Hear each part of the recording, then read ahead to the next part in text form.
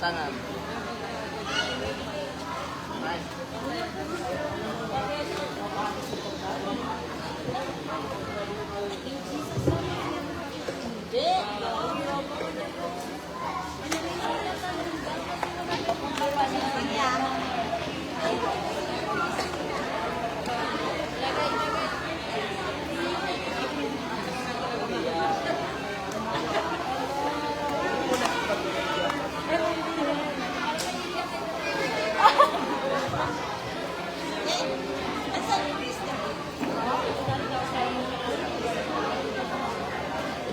What is story again?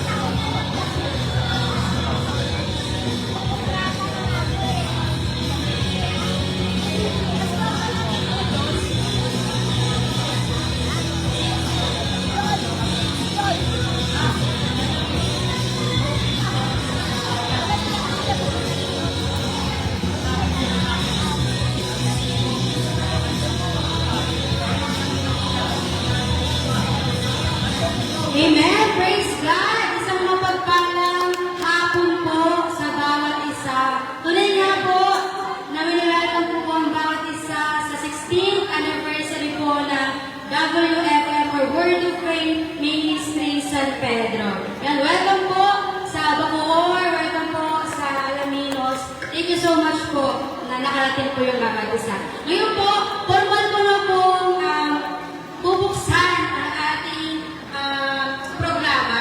Yan po, tatawagan ko po si Pastor Ernesto Rivera para sa welcoming remarks. Pastor.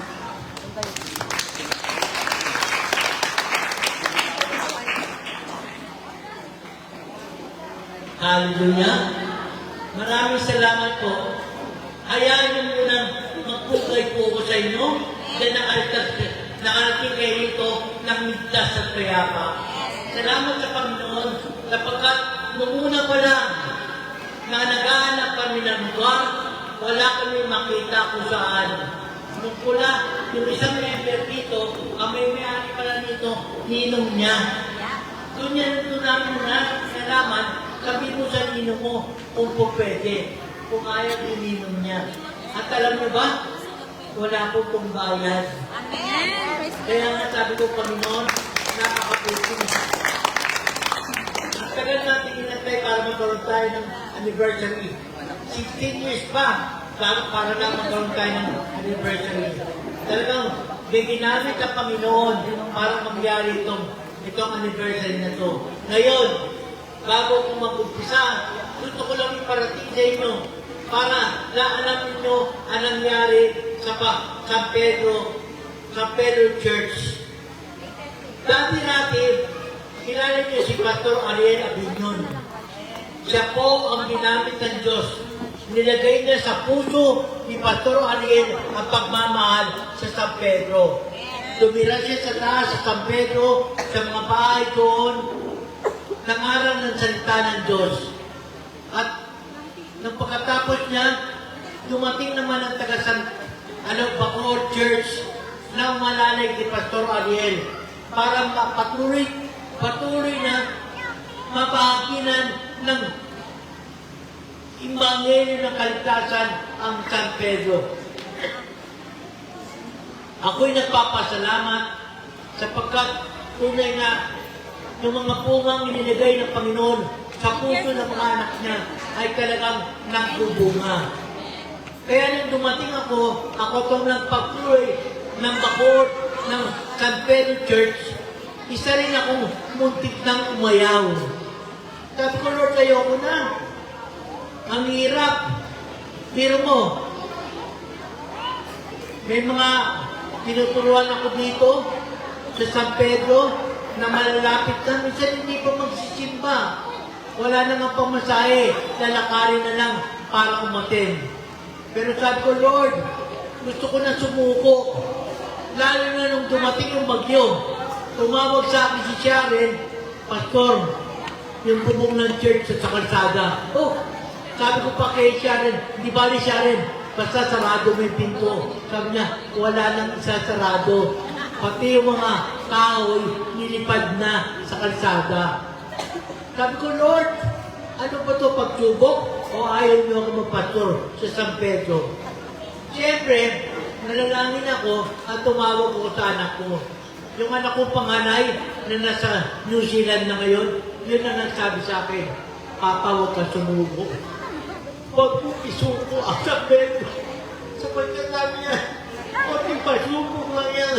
Kaya natutuwa naman ako. Sabi na nangyayari sa akin, patuloy na nakatayo ang San Pedro. Kaya malaki ang pagmamahal ko sa San Pedro.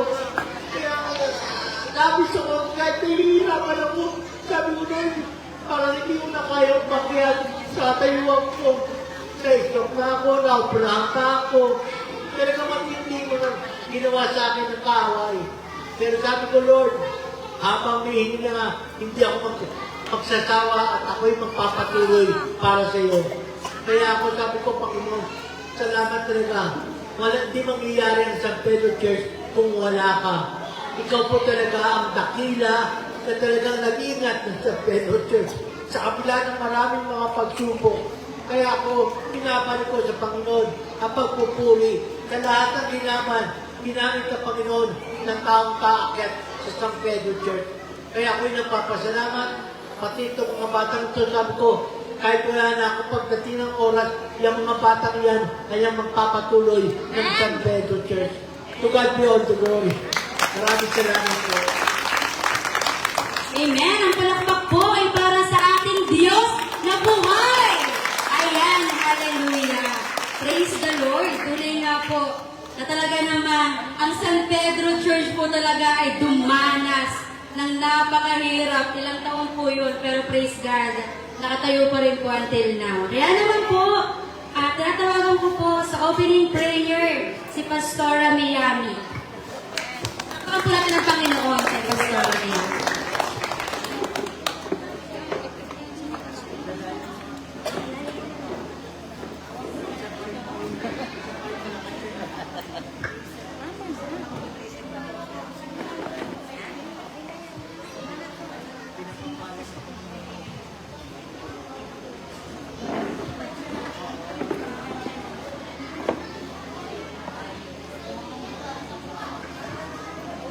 Hallelujah. Isa pong pasaganang palagpak po para sa Diyos. More! More! More! Hallelujah! Praise the Lord! Praise God! Yes! What anniversary! 60th anniversary! Hallelujah! Manatili po kayong nakatayo at tayo po yung mga lalaki. Hallelujah! Dakilang Diyos, ayon na nga sa langit, nakapangyarihan ka. Ama, tunay po hindi ka po nagkulang sa gawain ito. Andito pa po ang kapatid ng aming mahal na si Pastor Go. Andiyan po ito po si Pastor Nen. At ang aming pong mahal na Pastor Romy. Hindi po siya nagkulang. Dahil po nakawala ang isa, ang lahat po ay magiging kagalakan ng Panginoon dahil nalilito pa rin kami. Ang tunay na gawain ng Diyos sa Word of Faith Ministry, ipinagmamalaki ko ito dahil dito rin po ako nanggaling. Ang tunay na gawain ng Diyos ay maging matapang tayo, matatag, matibay, at tunay tayo'y manangan sa Diyos. Dahil sa Panginoon, kung kaya tayo ay nagkaroon ng pusong may pangunawa. Meron tayong pusong mabuhay sa katotohanan na makita natin ang totoong buhay. Hindi tayo maliligaw sa lahat ng ating gagawin. Hindi tayo magiging malabo ang ating paningin. Kitang-kita natin ang katotohanan na tayo ay anak ng Diyos. Amen! Anak tayo ng Diyos. Say amen! Salamat, Panginoon. Sa oras na ito, ang anniversary pong ito ay tunay na tinatagpatin ng Panginoon. Kahit mahirap ang sabi ni Pastor Lee, hindi naman natapos ang kahirapan. Merong nag-alok ng lahat ng lugar na ito. Ang Diyos po, ang tunay natin pong paniwalaan. Kapag po ang Diyos ang kumilos, siya po ay tunay na magbibigay ng katotohanan sa lahat ng pwedeng gawin ng Word of Faith Ministry dahil siya po ay Diyos. Makapangyarihan siya. Dalangin ko tayo po lahat ay tunay na magkakaisa ngayon. Magagalak, matutuwa, at magiging masaya sa lugar na ito.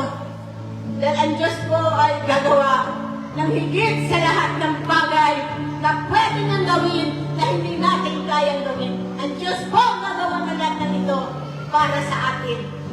Magtumibay tayo sa bawat isa. Kayong mga anak ng Diyos na tumanggap kay Kristo ay patuloy at magpapatuloy kayo sa Kanya. Hindi kayo iiwan ng Diyos. Kahit saan dako kayo pumaroon, kahit malayo pa, kasama natin ang Diyos. Amen? Sasamahan tayo ng Diyos kahit saan tayo makarating. Hallelujah. I pray, Lord, thank you. Maraming salamat at hinatid kami ng Diyos dito.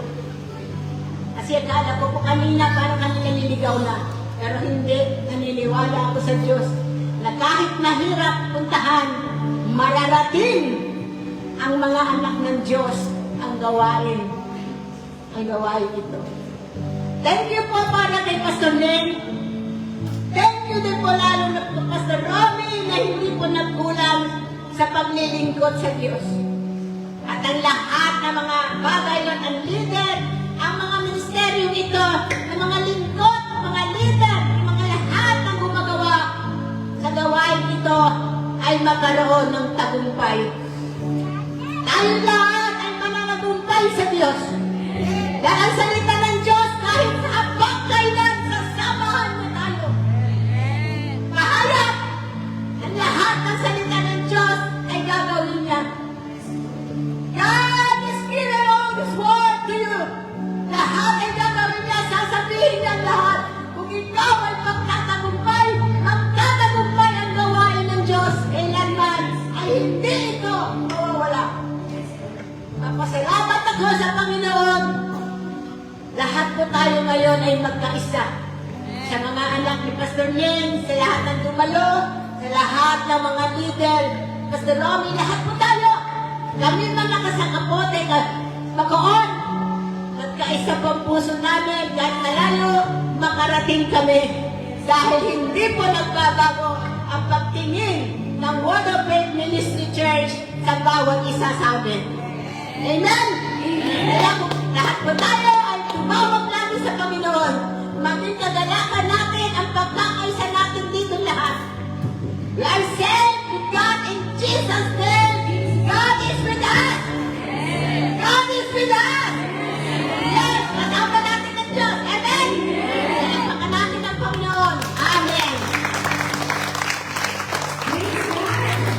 Manatili po na tayo ang bawat isa at tayo po'y magpupuri ng sama-sama sa ating Diyos na buhay. Amen! Amen! Hallelujah! Kaya ano po, tinatawagan ko na po ang music team ng San Pedro.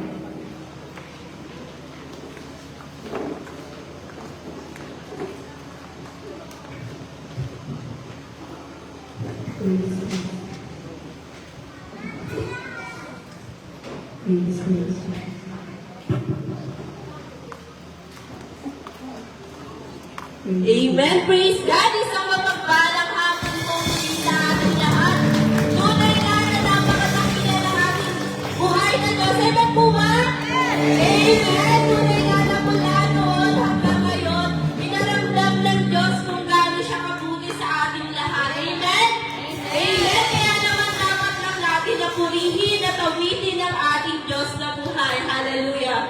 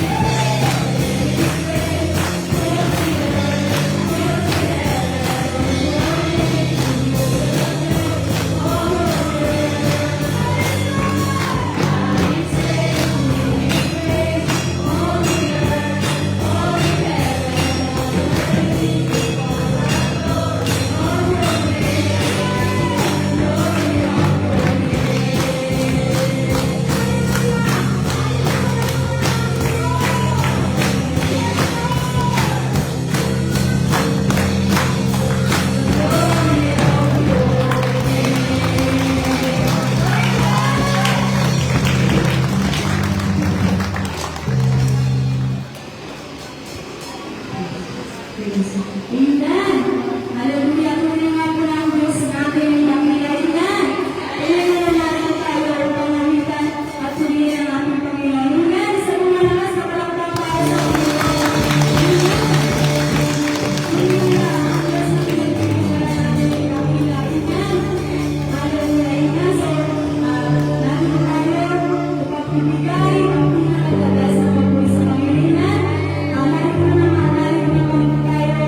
Hallelujah.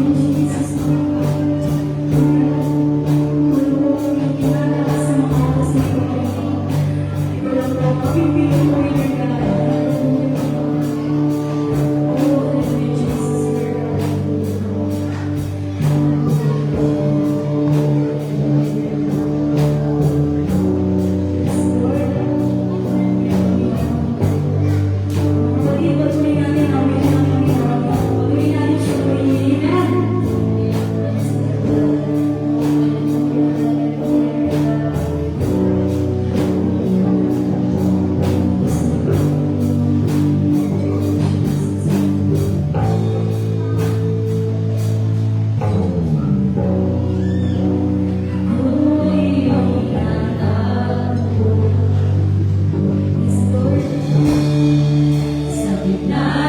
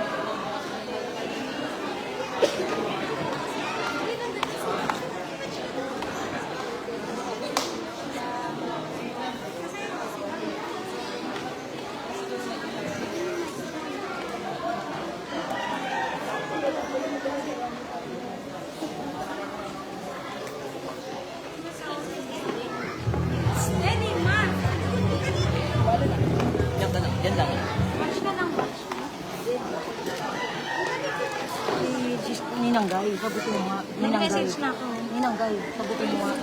Tumatawag siya eh. Lona Joy? Yan, nag-miss call na. Nag-finger pa din. Sagot na. Ano mo, Hindi pa pa. hindi kayo nasagot kasi nag-aari. Ayan o. Sagutin mo. Kaya patalaman ka namin ang Panginoon sa buhay ng mga bata nito.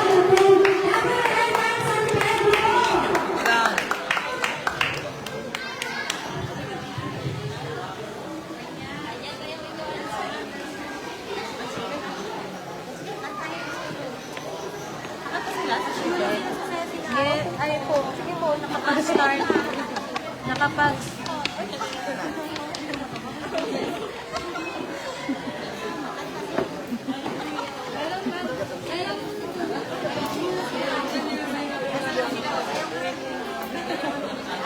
Be, wag ka na. Dito lang, dito lang. Kaya tatangaan yung ano. Lapit kayo, parang... Henny. Lapit kayo.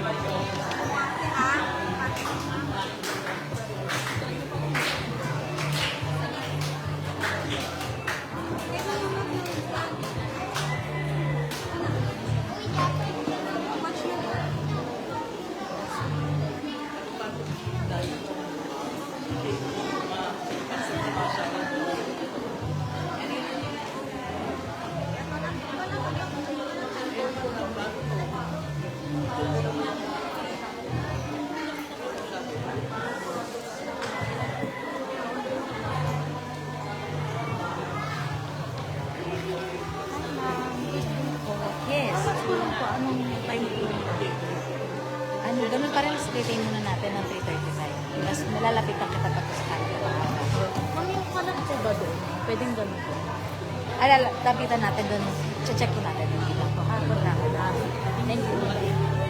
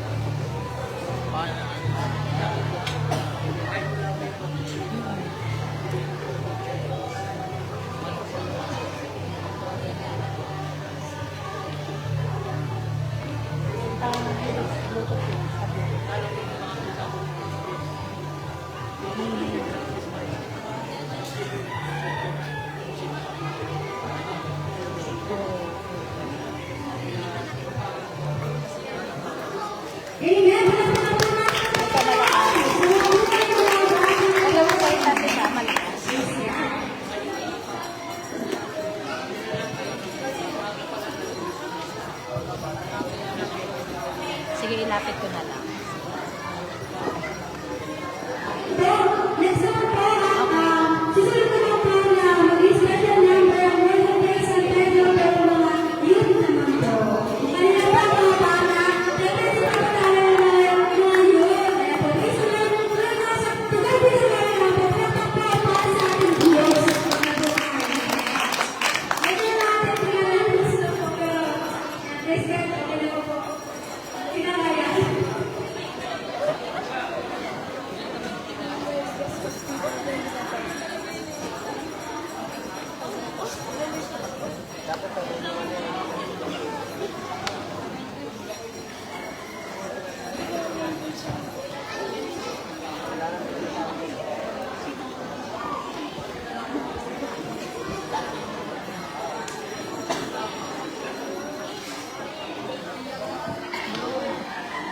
Natuloy ako muna tayo sa pag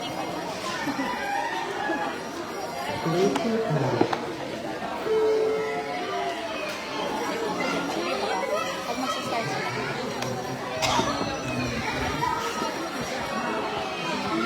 Ayan, dahil po, yung iPhone po, makunik sa Bluetooth, pero basic na po po kaya pwede ako na rin po sa sharing ng Georgia card. Pinagyan na, ito po isa po pinakamahalaga po babae sa mga oras na ito.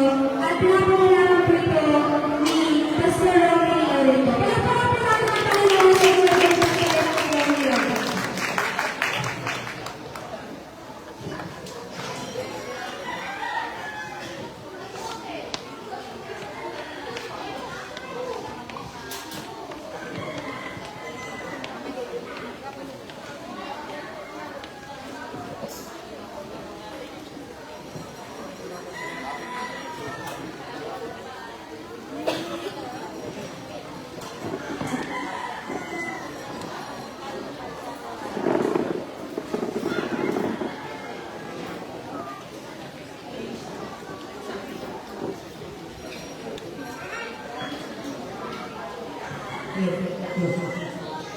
Nagmamahal po sa ating lahat. Panginoon Panginoon. Tayo ay gano'n sa pagkapagapos natin ng mga tayo. Na sa ating bukas na pangkailangan. Ang anniversary namin, nagtutulong ang mga kasali ay pagpapabawi ako. Kung ako sa mga pagkakitaon ako. Amen? Okay po ba? Okay ba? Kaya natin? Okay. So, panalangin tayo. Hallelujah. Hallelujah. Lord, we glorify you. We magnify you, O God. In the middle month, in the mighty presence, in our heart, may walhati kayo Panginoon. Saan ang kalagitnaan ng pagdiriwan, kayo po iwapangalan, mapapiliwan, at nagpapasalamat kayo sa inyong banal na salita na inyo pong ihahayag sa amin sa hapon. Tagumpay po namin ito, Panginoon, kalakasan, kalaguan, at pagbibigay ng hati ko naman para sa inyo. Kayo po ang mahirap kayo. Kayo po yung makikita ng bawat isa. At maraming salamat sa tagumpay nito sa 16th anniversary ng World Faith Ministry San Pedro. Salamat, Ama. Pagiging po kayo sa pangalan po ni Jesus. Amen. Amen. Hallelujah. God is great. Yes. Akala ko sasabihin all the time. Tuloy na Panginoon sa pagkatahapon ito, tunay na ang Diyos ay dakila. At dapat natin naiintindihan, maunawaan kung bakit, ano ang kayang gawin ng kadakilaan ng Diyos sa buhay natin. So, ang ating pong speaker verse, Psalm 145, verse 2. Pamabasa po natin. Okay.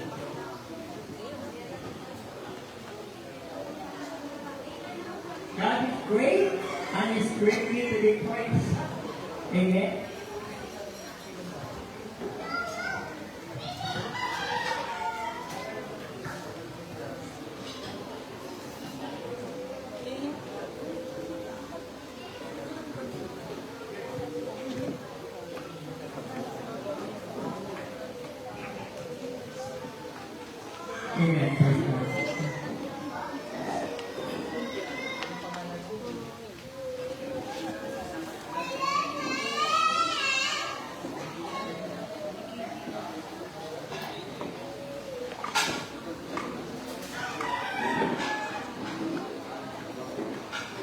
Power on.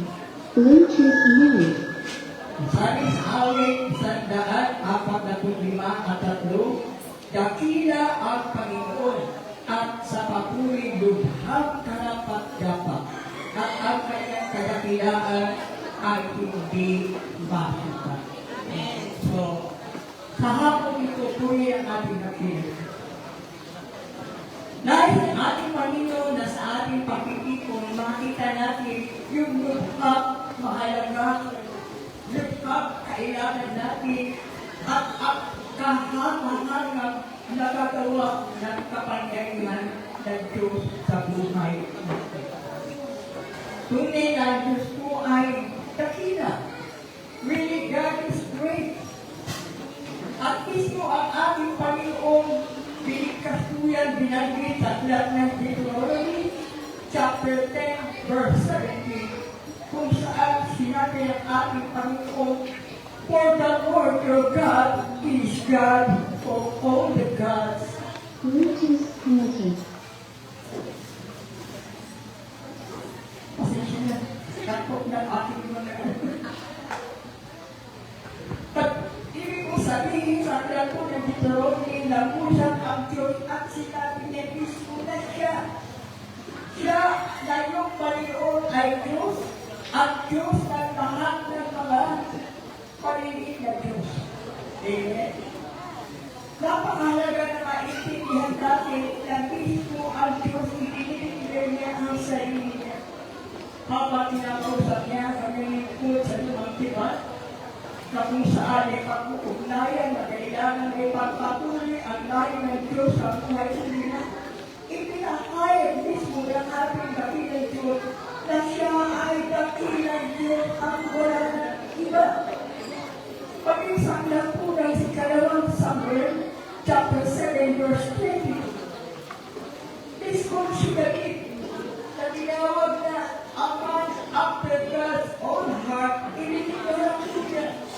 Ang sabi noon, you are great, O Lord God, for there is none like you.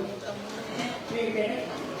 Dito natin kailangan makita, maunawaan, kung kaan talaga kadakila ang ating Diyos. Alam natin ito, binabasa natin ito, subalit ang nais ng ating Diyos, ito ay magbigay sa ating ng buong kaunawaan na ang Diyos na ating sinasamba, siya ay dakila. Pagin sa aklat ng unang Kronika, kabanatang 24, talatang 1-12, isa ito sa mga pinakadakilang mga panalangin sa lumang tipan. At ito ay panalangin po ni Haring David, kung saan pinagigyan, Yours, O Lord, is the greatness, the power, the glory, the authority, and everything that gives glory to God. Amen. Ganoon, kadakila ang Diyos sa buhay natin. Ang napaka-importante para sa atin na maintindihan natin yung kadakilaan ng Diyos. Hindi isang coincidence. Sapagkat napinalala namin sa Panginoon sa Panginoon, ang temang ito ay isa sa pinakamabigat na dapat ay maintindihan, maunawaan at matanggap ng bawat isa. Kanina nagpatotoo ang ating butiling pastor dito sa San Pedro. Narinig natin ang pagsisimula. Narinig natin kung paano itayo ang Word of Faith Ministry San Pedro. At narinig po natin, ito po ay pinangunahan ng ating butiling pastor, si Pastor Ariel Abinyon, na narito po ngayon. Siya po ang nasimula ng gawa dito. Subalit hindi natin aalamin o hahalawin kung bakit napunta kay Pastor niya. Sabi sa Romans 8:20, all things work together for good to them that loves God, especially to them that are called according to His own purpose. At sa mga kapanahunan iyon, naroon din ang presensya niya, Pastor Miami, si Sister Mercy, na talagang napakasipag pagdating sa Panginoon. Punong-puno ng sacrifice. Binupuno yung hindi nararamdaman ng iba. At kasama na rin ang kanyang magpapalaala na sinusuportahan ang gawain sa San Pedro. Masasabi ba natin na ang Diyos ay dakila doon? Masasabi ba natin na ang Diyos ay dakila dito? Amen. Sapagkat kung titingnan natin yung karanasan ng pagkilos ng Diyos sa gawain ng San Pedro ay mukhang dapat natin maintindihan na hindi ito kilos, hindi ito gawa ng tao. Hindi mo sinasabi ng Pedro si Pastor Ariel, bakit hindi sila patuloy? Dahil ang Diyos ay nagtawag sa kanya. Maging si Pastor Ariel. Pagkakin natin kung saan naging ipuspos ang mahal nating pastor na lubhang talagang nangyayari sa katotohanan, palapit lang ang bahay, hindi pa makapunta ng church para sama-sama sumamba sa Panginoon. Nag-iibig na sumuko ang inyong butihing pastor. At sino nga ba naman ang magpapatuloy sa isang gawain na hindi naman nasusuportahan ng mga anak ng Diyos? Pero gusto kong makita natin dito, hindi si pastor na ang dapat makita. Kundi ang Diyos. Ang kadakilaan ng Diyos na ating Panginoon. May mga pagkakataon gusto mo kayo magbigay. Ayawan na. Maranasan din mo na kayo ay matangayan ng bubong. Totoo po ba? Amen. Nasaan na kaya yung bubong? Maaaring sabihin natin, kakilya ba ang Diyos? Nakakalayan kami ang bubong. Wala na halos tumatalo sa church. Kakilya ba ang Diyos? Mga minamahal mo sa Panginoon, inabot ng 16 years at itinanong ko kay Lord, Panginoon, bakit hindi nagsiselebrate si Pastor ngayon ng unang taon, 2 taon, 3 taon, 4 na taon, 5. Inabot pa ng 16 bago mangyari ang ganitong okasyon. Parahil sabi ko na yung yapak niya, yung yapak ko, yung yapak ni Pastor Ariel, yung yapak ni Pastor Ariel, yung yapak ni Pastor Go, yapak ni Lord Jesus. Hindi ganoon kadali. Tao rin lang naman po tayo. Kami, naiintindihan, nararamdaman natin, bakit hindi tayo nagsiselebrate? Bakit kayo magsiselebrate? Unang taon ng anibersaryo, ilan na ba kayo? Pastor, 8. Walo lang na magsiselebrate. Gusto kong ipaliwanag sa atin na ang kadakilaan ng Diyos walang kinalaman sa mga nararanasan natin sa ating paglilingkod, mga nararanasan natin sa ating buhay.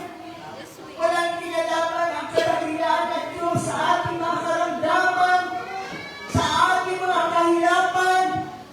Subalit, may magagawa ang kapangyarihan ng Diyos sa lahat ng mga pangangailangan natin ito. Hallelujah! God can make everything the best for us. Hindi natin pwedeng sabihin na ang Diyos dakila dahil may handaan tayo. But at most times, sa buhay natin, nakakaranas tayo ng kabiguan, karamdaman, kakulangan, pangangailangan, hindi natin masabi, dakila ang Diyos. Sa hapon ito, ang nais ng ating Panginoon, makita na gagawin pa ng ating Panginoon sa pamamagitan ng kanyang kadakilaan. Nababasa natin sa banal na kasulatan, God is great, but the greatness of God, unti-unti po nawawala. Nang pumasok po ang kasalanan sa sangkatauhan, yung kadakilaan ng ating Diyos at Hari, nawawala. Bakit? Dahil sa kulang natin ng pag-unawa. At dahil sa pagpasok ng kasalanan. Kaya nga tayo sa buhay natin, sinasabi natin, ang Diyos ay dakila.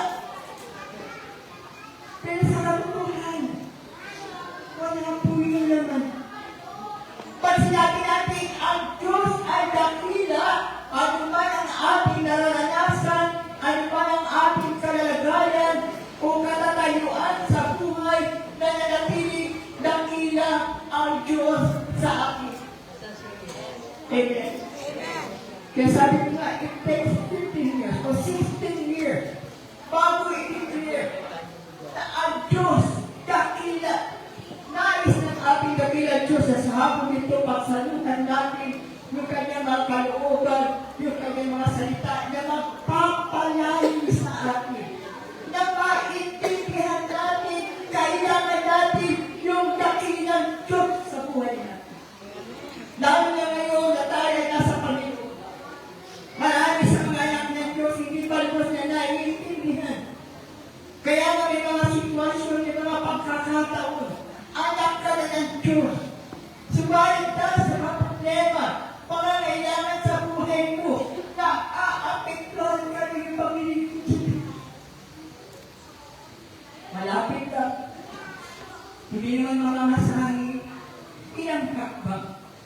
Pero bakit? Bakit hindi maipakayag na ang Diyos ay dakila sa buhay natin? Amen? Gusto ko maiintindihan natin. Uli, inuulit ko, walang kinalaman yung nararanasan natin sa buhay tungkol sa kadakilaan ng Diyos. Manapa yung nararanasan natin, iaabot natin sa Diyos, yung dakilang Diyos na kaya, punuan, pagpalain yung mga kailangan natin. Amen? Praise God. So dito nakita natin, importante na malaman natin yung kadakilaan ng ating Diyos, kailangan po natin na ipapahayag ang kadakilaan ng Diyos sa pamamagitan ng kanyang kapangyarihan. Marami tayo mababasa sa banal na kasulatan na kung saan ang kapangyarihan ng Diyos nagpapahayag ng kanyang kadakilaan. Sa Genesis pa lamang, sa creation, sa Genesis chapter 1 verse 3, nakikita na natin yung kapangyarihan, kadakilaan ng Diyos. Dalikha lahat ng bagay. Dalikha tayo dahil sa kapangyarihan ng Diyos. At kaya rin ng Diyos sa Genesis chapter 11 verse 17.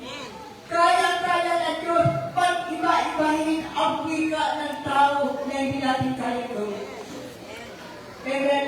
Ang lingwahe noon sa Genesis chapter 11, isa, sumalang na sila'y mangarang gumawa ng isang tori na aabot sa langit, pinag-iba-iba niya.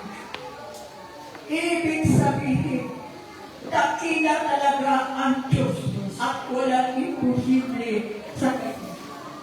Pababasa rin natin sa Genesis chapter 17 verse 1 kung saan mag-asawang Sarai at Abraham walang anak, hindi pagkaanak. Amen? Bukod sa si Sarai ay 90 years old pa. Imposible. Subalit ang Diyos ay dakila. Nagawa ng Diyos na maglihi si Sarai. Amen? So, imposible sa Diyos. Ano pa ang mababasa natin? Ano pa masasabi po natin? Amen?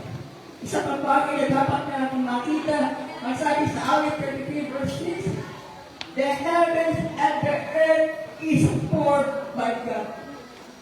So, ganyan kadakila ang Diyos. Amen?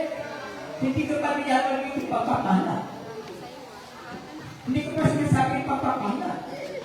Dahil sinasabi ko sa atin, kung ang tingnan natin sa Diyos, dakila niya dahil mayaman tayo.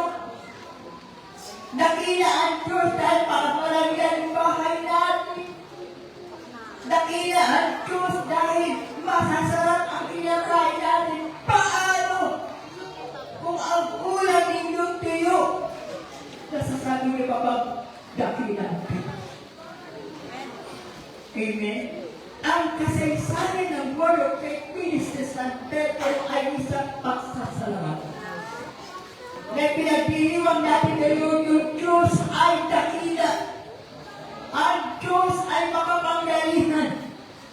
Ang Diyos kahanga-hanga. Nagsimula ang gawain ng San Pedro sa Kokonti, may agang-agang pa. May kasama pang hiya. Amen? Nahihiya pa tayo pumunta ng Diyos kasi yung church natin natatamayan ng bubo. Nakakahiya. Ang init-init. Isa lang ang pinagdura. Amen? Subalit yung kadakilaan ng Diyos, puno-punuan dito ang lahat ng bagay para sa kanyang kapulihan, kalumpatian, at para sa ating na mga anak ng Diyos, lumalim at magkaroon ng ganap na pagkakilala sa Kanya. Isa sa kahangahangang ginawa ng Diyos ay makabasa po natin sa John chapter 15, verse 13. Ano sabi sa John 15, verse 13? Greater love has no one that I want to give His life for me. Hindi natin makita na walang kinalaman ng kalagalan natin, sabi ko. Subalit yung kadakilaan ng Diyos, bumababa, inaabot lahat ng pangangailangan natin. Nung tayo dati ay pinagkasalanan, wala tayong magawa. Ang tanging nagagawa lang natin, tumingala at maniwala at magsabi ng mga salita na walang laman, ang Diyos ay dakila.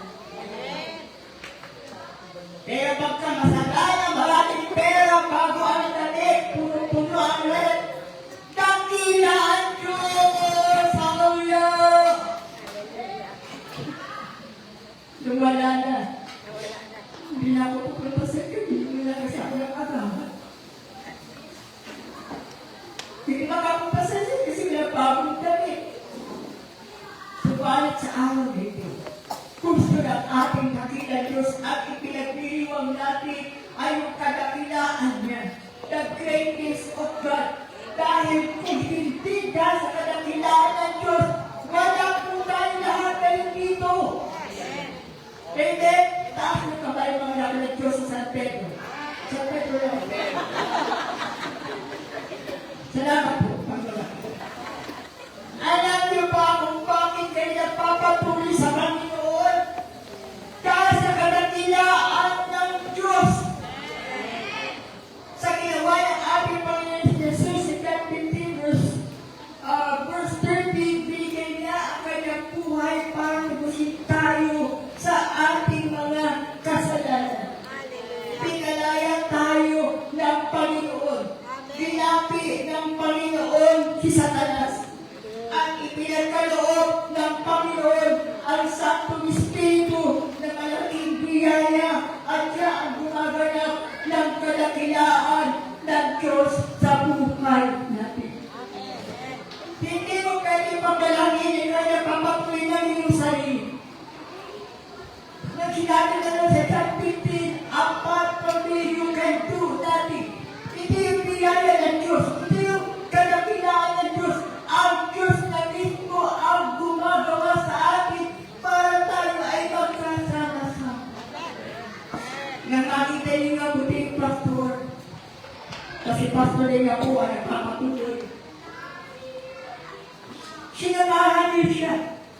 Amen. Sinamahan niyo siya. Ano nakita niyo kay Pastor Lea? Nabibigay ba si Pastor Lea ng tigas?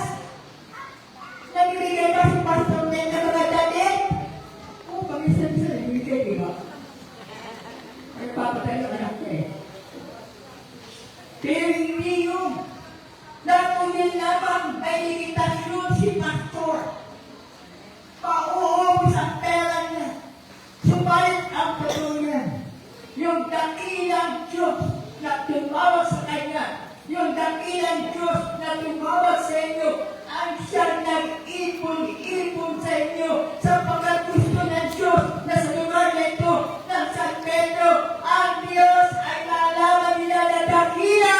Amen! Hallelujah! Let the San Pedro people will know that there is a God who is great.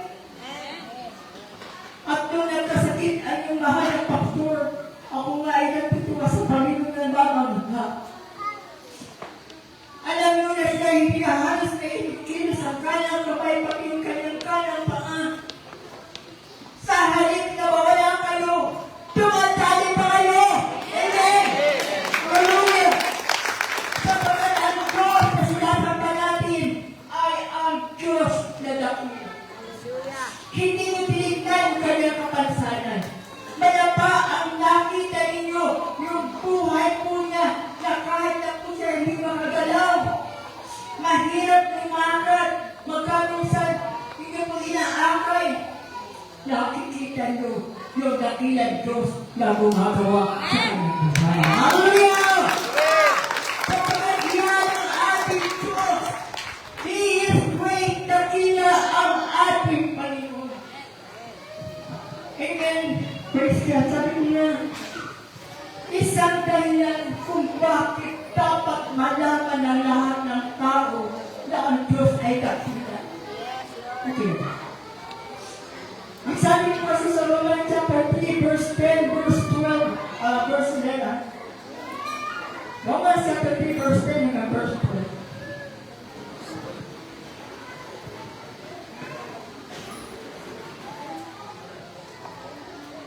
Ang sabi mo dito, gaya ng nasusulat, walang matuwid, wala kahit isa, wala isang nakakaunawa, wala isang kumahanap sa Diyos, lahat ay lumihis, sama-sama silang nawalan ng kabuluhan, walang gumagawa ng mabuti, wala kahit isa.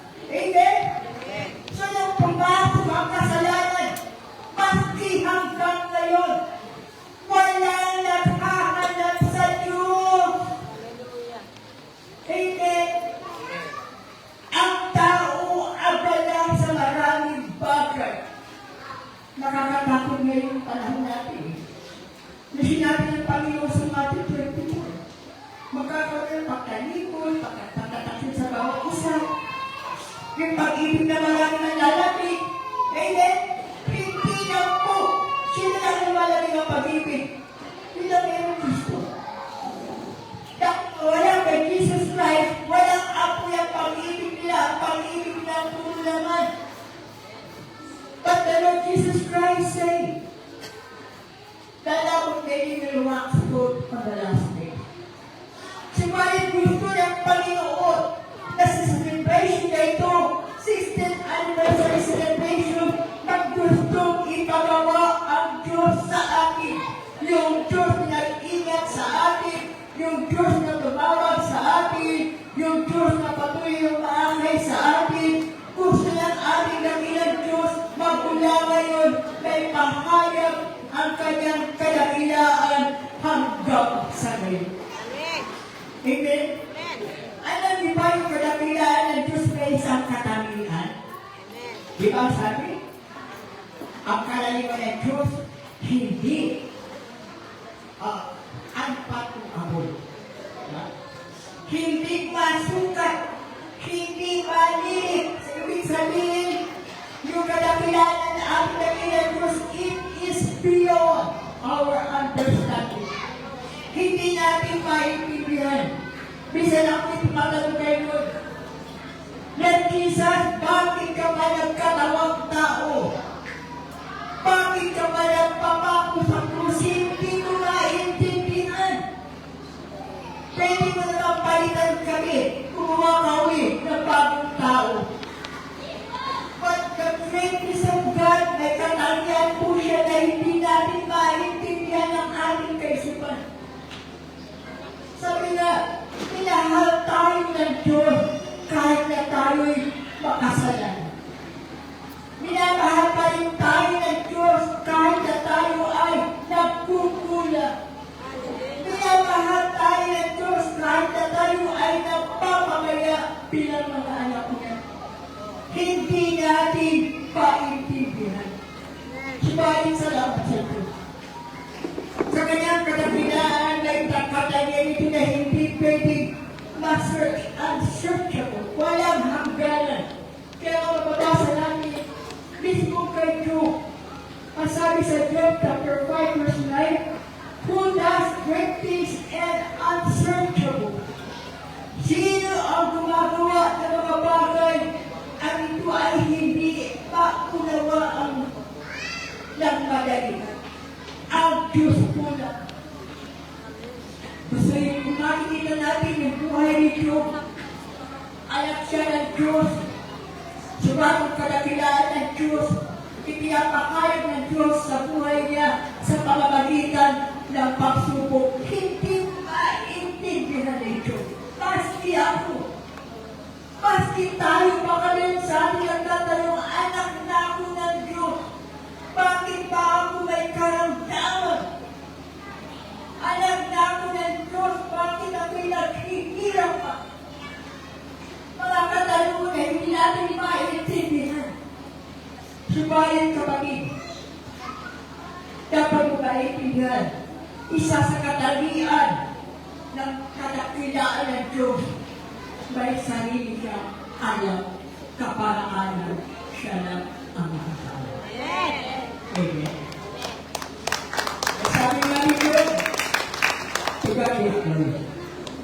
sabi nga ni Job, nung siya nakakaranas ng pagsubok, naiintindihan niya.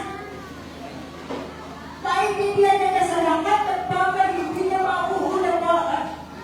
Pero isa lang alam niya, buhay ang Diyos at tahimik. Ang sabi pa nga dito sa Abalatunan, chapter 11, verse 7, hinahanggan niya, nagkarapaghabol, can you search out the deepest things of God? Hindi natin kayang alamin sugaling ilalim yung lamang ng kapangyarihan ng Diyos. Wala. Ibig sabihin, kung ang Diyos mo natin, He is unsearchable.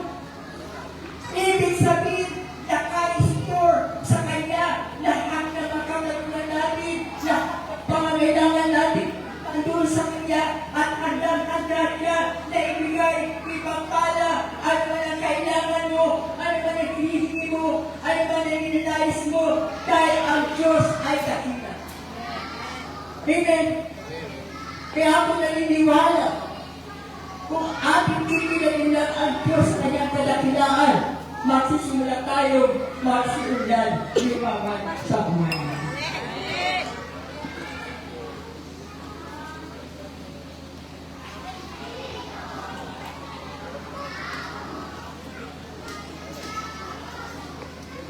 Pasensya na.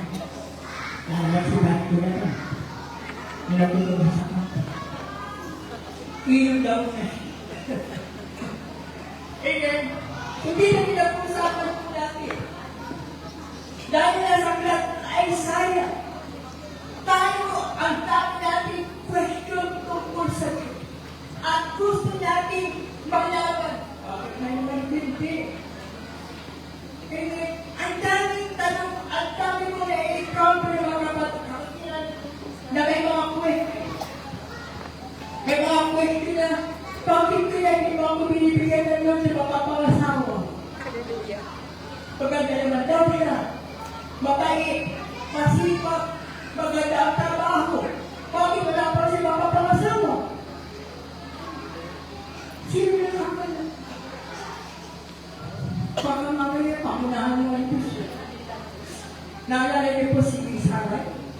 Pinangunahan niya ang Diyos. Ibinigay niya yung kanyang kapilo na si Hagar kay Abraham para magkaanak na. Ano nangyari? Masama. Naging magkaaway sila ng mga lahi ni Isaac at saka ni Ismael. Handa ang Diyos unawain at sagutin tayo. Subalit ang gusto ng ating dakilang Diyos sa kanyang tamang panahon. In God's perfect timing. So Isaiah says, his understanding is unsearchable. Kaya naman inaman ko sa Panginoon, isang dahilan kung bakit ang Diyos inihakayag niya ngayon na siya ay dakila at ang kanyang kadakilaan ay hindi maalok, hindi malubos na isip, dahil gusto ng Diyos na ang lahat ng tao na dati ay hindi nakakaalam ng tungkol sa kabutihan niya, kalooban niya, makaalam at gamitin niya ang bawat isa sa atin. So tatlong bagay po yung nakalagay sa Psalm 145 verse 3. God is great. He is greatly to be praised. And God is unsearchable. Kung punta tayo doon sa ikatlo para naituloy na natin ang ordination. Dahil mismo ang ordination na mangyayari mamaya because of God's greatness. Nakikita ng Diyos na mga anak niya sa San Pedro, handa na, willing na, kaunawaan na, kising na, pumapasok na sila sa pagkikuran sa Panginoon, sa pagkakbahaling tao, maraming kaluluwa ang aalihin. Hallelujah! And that is of God's goodness. So sabi dito, He is worthy to be praised. Mahalaga para sa akin ng ating pagkakilala sa Diyos. May pera ka man, walang pera, dadakilain mo ang Diyos at pupurihin mo siya. Sabi na yung awit, kadakilaan ang Diyos at hari aking ihakayag. Ang gusto ng Diyos, ihayag natin yung kadakilaan ng ating Diyos. Hallelujah! At dito yung importante na maintindihan. Darating ang panahon na lahat ng mga tayo magsasama-sama sa tunay na pagkilala, recognizing God and worshiping God. At ito na ang simula ngayon. Sa pamamagitan ng mga anak ng Diyos dito sa San Pedro. Sa mga anak ng Diyos sa Jesus Glorified yung Mission Church. International na ba? At sa amin din sa World Faith Alumni, ito na ang simula. People will now gather together because of God's greatness. God wants all people to be joined together, recognizing who God is, who really God is. Sapagkat maraming tao, hindi pa mo sa nakikilala kung sino ang ating dakilang Diyos, kung ano ang yan ng ating dakilang Diyos. Amen? They should know, they should recognize, because God is full of love. He satisfies all who trust in Him. Kaya lahat na titiwala kay God is satisfied ng Panginoon. Amen? Kaya yun po ang nais natin sa atin. Alam niyo ba na may pagpapala sa pagpupuri sa Diyos? Amen? Kaya lang sabi ko, kung sila na-discussin na ma-realize mo, na yung pagpupuri mo sa Diyos, uugat mo sa pagkakilala na Diyos ay dakila, mayaman ka man, mahirap ka man, may karamdaman ka man, malusog ka man, makabangon, mahirap ka man, pupuri mo. Amen? Sabi ko nga, God reveals to me, doon sa message ng Panginoon sa Alaminos, ang dati ay nag-worship kay Lord. But when God says in John 15, I am the vine, you are the branches, ang sabi ng Panginoon mo, ang sama nakadikit ng buong sa puno na bumunga ng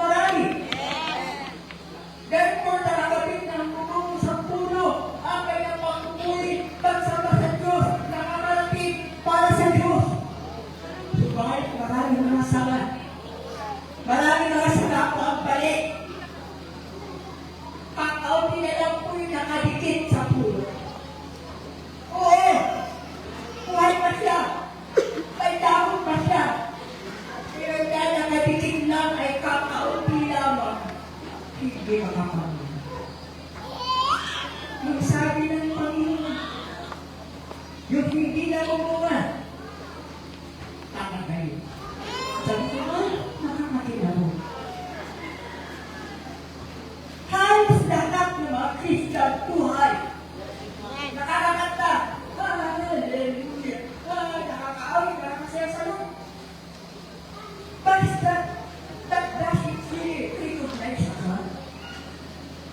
Yung pag ginagawa natin talaga nagmula sa talagang palataya kung ikilala na ang Diyos ay nakilap, ito ako maganda ang puso natin. Pero sasayaw mo kay Lord, dahil ang Diyos nakilap, hallelujah, maski wala kang iula mamaya, maski wala kang iulit, hallelujah, nakila ang Diyos! Amen! Because God is great! Amen! So dito makikita natin yung blessing. There are blessings in our praising of God. Una, gusto ko naiintindihan natin bakit natin pinupuri ang Diyos.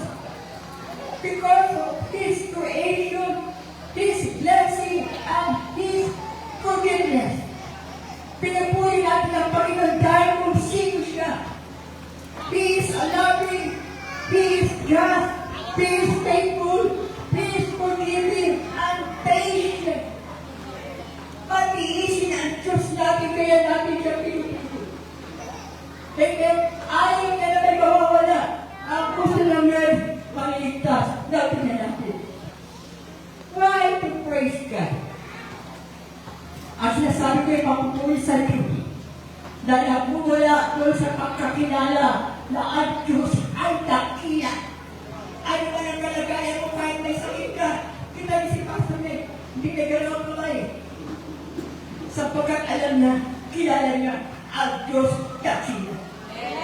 Hindi tayo nakasalalay o umaasa sa kalagayan nararamdaman natin.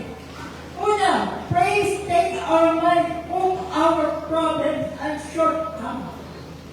Sa pagpupuri natin sa Diyos, naaalis, natatanggal yung mga problema natin at yung mga pagkukulang natin at nakapagpupukus tayo sa Diyos.